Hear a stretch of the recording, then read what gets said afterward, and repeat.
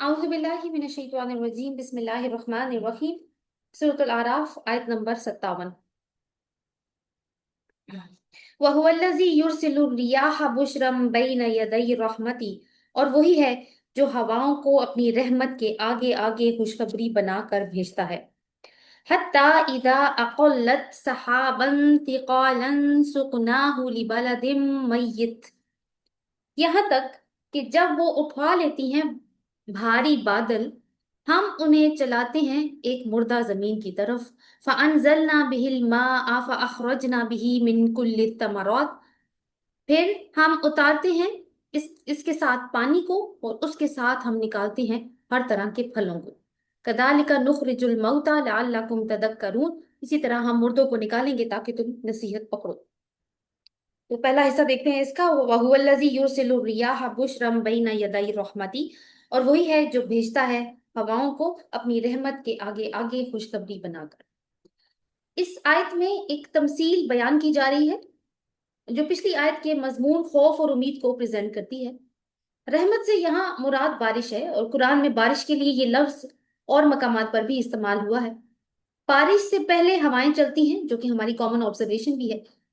और बारिश जो वही वही हवाएं बारिश के आने की नवीद सुनाती हैं, और इंसानों को उम्मीद होने लगती है कि अब बारानी रहमत बरसेगी। खास तौर पर किसानों को जो बीज बो कर आसमान की तरफ नजरें गाड़े रखते हैं, और इनको ये खदशा और खौफ भी घेरे रखता है कि अगर बारिश ना हुई तो उनकी मेहनत जाया हो जाएगी। और फिर वो उम्मीद के साथ अल्लाह ताला को पुकारते हैं, और उसमें खौफ का आंसर भी शामिल होता है, जैसे कि हमने पिछली वाली आयत में डिस्कस किया।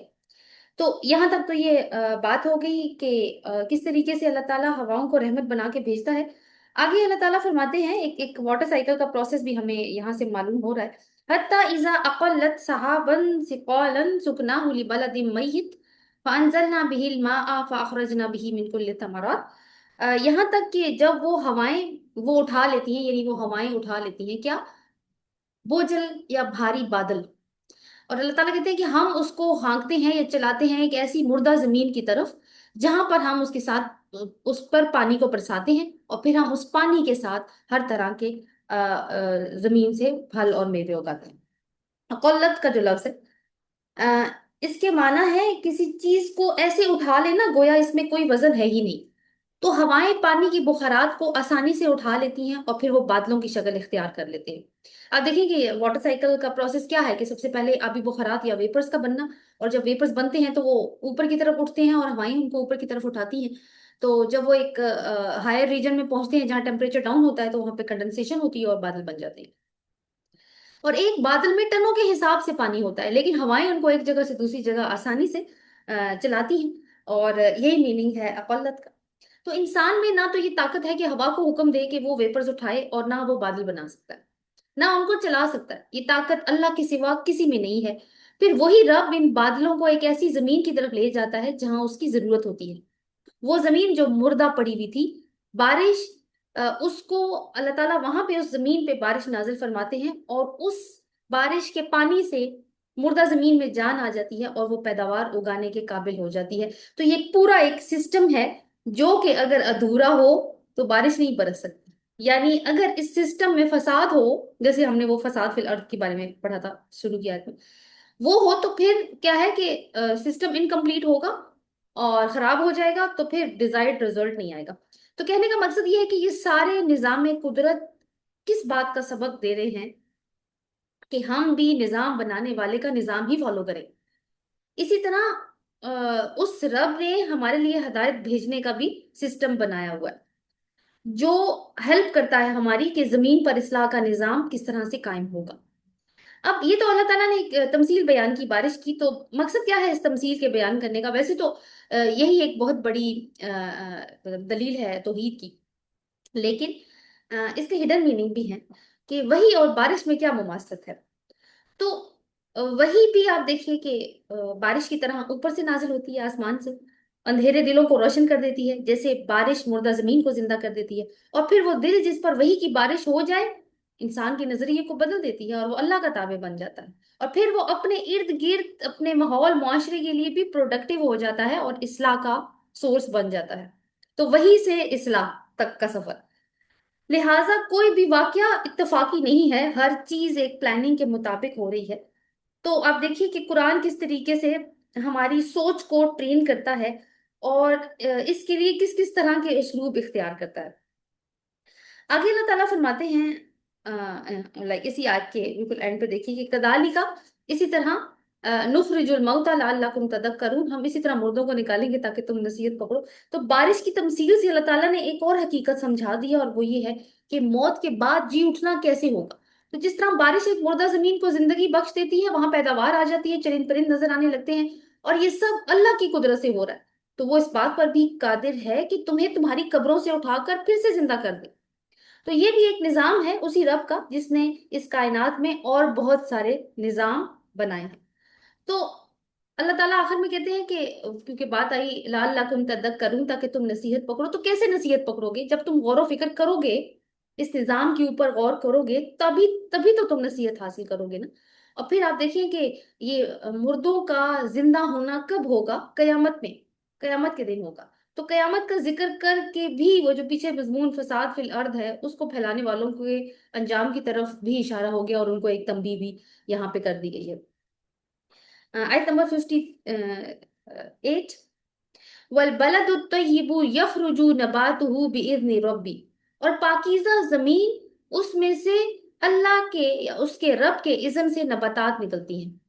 वल्लजी खबूसा ला युखरुजु इल्ला नकिदा, और वो जो खबीस होती है, यानी जो खबीस जमीन होती है, उससे नहीं निकलती मगर नाकिस पैदावार। कदालिका नुसरिफुल आयाति लिकौमी यशकरून, इसी तरह हम फेर फेर कर अपनी आयात को लेकर आते हैं उन लोगों के लिए जो शुक्र अदा करते हैं। नुसरिफु को भी अंडरलाइन कर लीजिए। तय्यब और खबूसा, इसके ऊपर भी हम अभी बहस करेंगे। अब देखिए बारिश ही की तमसील चल रही है ना, कि उसी बारिश की तमसील से अल्लाह ताला हमें अब एक और हकीकत बताने जा रहे हैं। इस हकीकत को जानने से पहले कि वो क्या है, हम ये पहले जान लेते हैं कि तैयब और खबीस जमीन क्या होती है। तो एक तो लिटरल मीनिंग होंगे कि तैयब जमीन वो होगी जो नरम हो, अच्छी पैदावार दे, जब खास तौर पर उस पर बारिश पड़े तो वो अच्छी पैदावार आए, उसमें से यानी इस तरह के दरख्त और पौधे निकले जो फायदेमंद हो। और खबीस जमीन वो होगी जो सख्त हो, जरखेज ना हो, पानी पड़ने के बावजूद पैदावार ना दे, या अगर कोई पैदावार निकलती भी है तो वो इस्तेमाल के काबिल ना हो, झाड़ झंकार हो, कांटे वगैरह। अब हम इसको ये तो लिटरल मीनिंग हो गया, लेकिन सिंबॉलिक वे में देखें कि इसकी मानवी हकाइक क्या है, तो अल्लाह ताला ने दो किस्मों की जमीन को अलामती तौर पर दो तरह के दिल बताया। पिछली आयत में हमने वही को बारिश कहा और जमीन को इंसानी दिल। तो इसी तनाजुर में इसको भी देखते हैं कि जमीनें, जैसे अभी बात हुई कि दो तरह के दिल हैं, तो वही वो बारिश है जो अल्लाह के करम फजल और उसकी रहमत का मजहर है। और ये खुश्क तर हर जमीन पर यकसां बरसती है। और वही जो कि यानी रिसालत, वही जो कि रसूल की जुबान से लोगों तक पहुंचती है।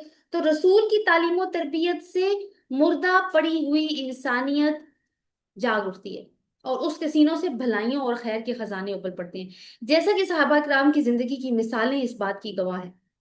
लेकिन सवाल यहाँ पे एक और उठता है कि क्या रसूल अल्लाह सल्लल्लाहु अलैहि वसल्लम ने वही की ये दावत और तालीम और तरबियत सिर्फ सहाबा की थी? नहीं, पूरे अहले मक्का की थी। मगर क्या इस वही को इस वही की बारिश का नतीजा एक जैसा था हर एक के लिए? नहीं था। कुछ लोगों ने इसे फायदा उठाया, और कुछ लोग ऐसे थे जो इसके खिलाफ स्कीमें बनाने लगे, रसूल अल्लाह सल्लल्लाहु अलैहि वसल्लम और मुसलमानों को सताने लगे, प्रोपेगेंडे फैलाने लगे। तो उनको वही ने कोई फायदा नहीं दिया। अब वापस आते हैं बारिश की तरफ। तो बारिश भी हर तरह की जमीन, यानी जरखेज, खुश्क, पथरीली, हर हर तरह की जमीन पर एक जैसे बरसती है। मगर क्या सारी जमीन से पैदावार एक जैसी मिलती है?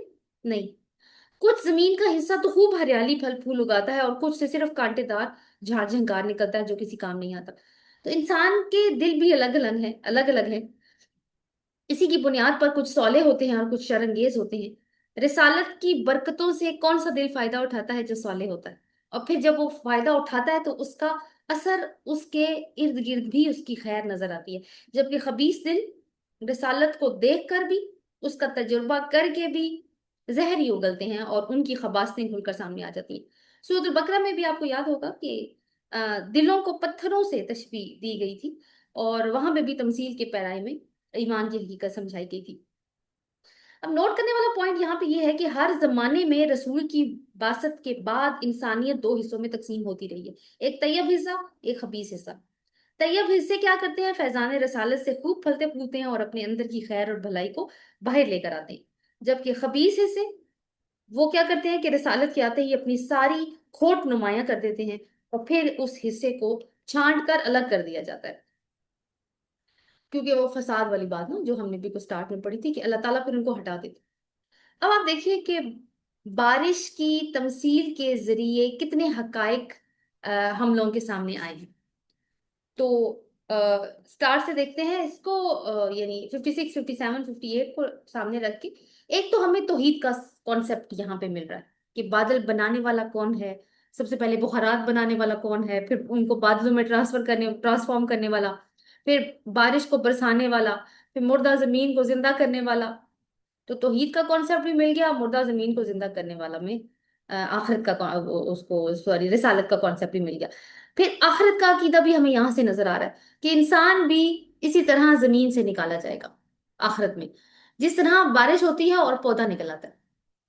یہ جو ہماری ریڑھ کی ہڈی ہوتی ہے اس کے بالکل اینڈ میں ایک ٹیل بون ہوتی ہے، تو وہ جو ہے وہ ڈیکمپوز نہیں ہوتی قبر کے اندر، تو کہا جاتا ہے کہ وہیں سے انسان اسی ہڈی کی مطلب مدد سے جب کوئی بارش برسے گی اور انسان دوبارہ سے اٹھ کھڑے ہوں گے، واللہ عالم کیا معاملہ ہوگا، لیکن یہ بات اس لیے کہی جا سکتی ہے، حقیقت تو اللہ ہی بہتر جانتا ہے، کہ جہاں پہ بھی مردہ انسانوں کو زندہ کرنے کی بات آتی ہے اس سے پہلے بارش کا ذکر ضرور ہوتا ہے۔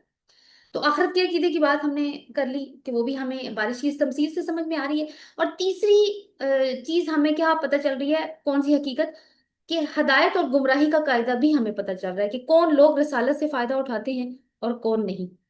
تو اب دیکھیے کہ سورہ کے آغاز سے ہی جو مسائل زیر بحث آ رہے ہیں وہ سارے ہی اس تمثیل میں کور ہو گئی، توحید، آخرت، رسالت۔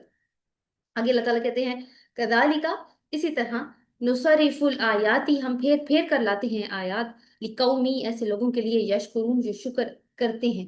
تصریف، نصرف سے تصریف کے معنی ہے گردش کرنا۔ قرآن میں یہ لفظ، اب یہاں پہ یہ لفظ کس کے لیے ہے؟ آیات کے لیے۔ قرآن میں یہ لفظ ہواؤں کے لیے بھی استعمال ہوتا ہے۔ البقرہ 164 میں اللہ تعالیٰ نے فرمایا وَتَصْرِيفِ الرِّيَاحِ وَالسَّحَابِ، اور ہواؤں اور بادلوں کے پھیرنے میں، یعنی پھیر پھیر کر آنے میں، اور پھر یہ آیات کے لیے بھی استعمال ہوتا ہے۔ تو اللہ تعالیٰ جب ہواؤں کی گردش کی بات کرتے ہیں تو ہمارا کام کیا بنتا ہے کہ ہم غور کریں کہ ہواؤں کی گردش کے ساتھ اللہ کی قدرت اور حکمت کے کون کون سے پہلو جڑے ہوئے ہیں، تاکہ ہم اس کو سمجھ سکیں۔ اب کچھ چیزیں تو ہمیں سمجھ میں آ جاتی ہیں کہ بیسک سائنسز ہم نے پڑھی ہیں، لیکن ظاہر ہے کہ دنیاوی علوم کا حاصل کرنا ضروری ہے ان چیزوں کو ڈیپتھ میں سمجھنے کے لیے، اور یہی وہ علوم ہیں جو ہمیں مزید اللہ تعالیٰ کی معرفت دیتے ہیں اور ہمیں اپنے رب کے مزید قریب لے کر جاتے ہیں۔ تو ام، بات یہ ہو رہی تھی کہ اب جیسے کہ ہوائیں ہیں تو وہ بخارات اٹھاتی ہیں، پھر ان کو زمین سے اوپر لے کے جاتی ہیں، پھر بادلوں کو ایک جگہ سے دوسری جگہ لے کر جاتی ہیں، پھر جا کر کہیں بارش ہوتی ہے۔ تو یہ صرف ایک پہلو ہے جس کو ہم جانتے ہیں، ہمارے سانس لینے کے لیے، باقی چیزیں دیکھنے کو، باقی مخلوقات کے لیے بھی جو خشکی پر ہے، ہوا کتنی ضروری ہے۔ ہوا کی کوالٹی خراب ہو جائے، جس کو ایئر کوالٹی انڈیکس کہتے ہیں، تو اسموگ جیسے مسائل جنم لیتے ہیں، اور پھر وہ صحت کے لیے کس قدر نقصان دہ ہے اس کا تو تجربہ ہم کرتے ہی ہیں، خاص طور پر سردیوں میں۔ پھر ہوائی جہازوں کا اڑنا، بحری جہازوں کا چلنا، اور کبھی ہوا بند ہو جائے جیسے کہ حبس کے موسم میں ہوتا ہے تو کتنی گھٹن ہونے لگتی ہے۔ اور پھر جیسے کراچی جو ہے ساحلی علاقہ ہے، اور ہوائیں جو ہیں وہ چلتی رہتی ہیں ساحلی ہوائیں، لیکن اگر کبھی رک جائیں وہ بارشیں تو شہریوں کا کے لیے گھٹن کا ماحول پیدا ہو جاتا ہے۔ پھر موسم کی خوشگواری ہو، سردی، طوفان، آندھی، تو اس پر ہم غور کریں تو بھی توحید کا ہی درس ملتا ہے، اور اس خالق کی شکر گزاری کے جذبات بھی ابھرتے ہیں، تو ہوا بھی چلتا پھرتا توحید کا درس بن جاتا ہے۔ یہی معاملہ قرآن کی آیات کا بھی ہے، جس طرح ہوائیں شکلیں بدل بدل کر آتی ہیں، قرآن کو بھی دیکھیں کہ بعض اوقات ایک مضمون کو سمجھانے کے لیے مختلف اسلوب اللہ تعالیٰ اختیار کرتے ہیں تاکہ انسان غور و فکر کرے اور شکر گزار ہو۔ جیسے سیدھے طریقے سے بھی بات کی جاتی ہے کہ کوئی نہیں ہے تمہارا رب مگر وہی اللہ، یہ سیدھی طریقے سے بات ہے، توحید کا درس ہے، لیکن اس طریقے سے کہ تمثیلیں دے کے بھی اللہ تعالیٰ وہی بات سمجھاتے ہیں تاکہ ہر طرح کا جو ذہنی لیول رکھنے والا انسان ہے وہ اس سے فائدہ اٹھا لے۔ پھر جیسے ہم اب دونوں میں تھوڑا سا کمپیریزن کریں، آیات کی تصریف اور ہواؤں کی تصریف میں، تو جیسے ہواؤں کی ہم نے بات کی کہ بعض اوقات وہ باد نسیم کی شکل میں ہوتی ہے، خوشخبریاں سناتی ہے، انسان خوش ہو جاتا ہے جب وہ اس طرح کی ہوائیں چلتی ہیں۔ تو کچھ آیات بھی ایسی آتی ہیں جو کہ انسانوں کے لیے خوشخبریاں ہوتی ہیں، جیسے جنت کی باتیں ہیں، اللہ کے قرب کی باتیں ہیں، جنت میں داخل ہوتے ہوئے جنتیوں کے کیا کلمات ہوں گے، وہ کس طریقے سے اپنے رب کا شکر ادا کر رہے ہوں گے، جنت کی نعمتوں کا اللہ تعالیٰ اس کی منظر کشی کرتے ہیں۔ اور کچھ مقامات پر جس طریقے سے طوفانی ہوائیں جیسے آندیاں ہوتی ہیں، اس طریقے سے وعیدوں والی بھی آیات ہوتی ہیں۔ تو مختلف اسلوب ہیں بات سمجھانے کے، اور بات وہی ہے کہ ہدایت اصل میں تو ہدایت کی طرف لے کر آنا ہے اللہ تعالیٰ نے، اور ہدایت کی نعمت بہت بڑی چیز ہے، لیکن صرف قدردان ہی فائدہ اٹھاتے ہیں۔ بے قدروں کے سامنے تو وہی حال ہے کہ جیسے بھینس کے آگے بین بجانا۔ اور اللہ کا شکر ادا کرنا بھی، کیونکہ آخر میں وہی بات آئی کہ تمہیں یہ ساری چیزیں سمجھ میں آئیں گی تو تم شکر گزار بھی ہوگے کہ کتنا کیا سسٹم ان پلیس کر کے رکھا ہے اللہ تعالیٰ نے، اور یہ سارا سسٹم ان پلیس تھا پہلے سے، حضرت آدم علیہ السلام کے آنے کے بعد نہیں ہوا، اس سے پہلے سے ان پلیس ہے۔ آج جو خرابی ہمیں نظر آتی ہے، جیسے کلائمیٹک چینجز نظر آ رہی ہیں جو ڈراسٹکلی ہو رہی ہیں اب، تو یہ تو انسان کے اپنے بے ہاتھوں کی کمائی ہے، جس کی وجہ سے بحر و بر میں فساد پیدا ہو چکا ہے۔ اللہ تعالیٰ نے تو سب کچھ ٹھیک کر بنا کے دیا تھا انسانوں کو۔ تو شکر کی بات ہو رہی تھی یہاں پہ کہ اللہ کا شکر ادا کرنا بھی اس سورہ کا خاص مضمون ہے۔ یاد رہے کہ شیطان کا اللہ کو چیلنج کرنا کہ تو ان میں سے اکثر کو ناشکرا پائے گا، یہ ہم پڑھ چکے ہیں۔ تو خلاصہ کیا ہے، کہنے کا مطلب کیا ہے کہ یہ جو ہم نے ابھی آیات پڑھی، کہ ساری کائنات جس ذات کی بندگی کرنے میں مشغول ہے، جس کے کہنے پہ وہ چل رہی ہے، انسان کو بھی مخلوق ہونے کے ناطے یہی کرنا ہے، اور اسی میں انسان کی خیر ہے، اسی میں انسان کی بھلائی ہے۔ اس دعا کے ساتھ کہ اللہ تعالیٰ ہمیں اس بات کی توفیق عطا فرمائے کہ جو بات وہ ہمیں سکھانا چاہتا ہے ہم سیکھیں اور اس کے اوپر عمل کریں۔ سبحانک اللہم و بحمدک، نشہد ان لا الہ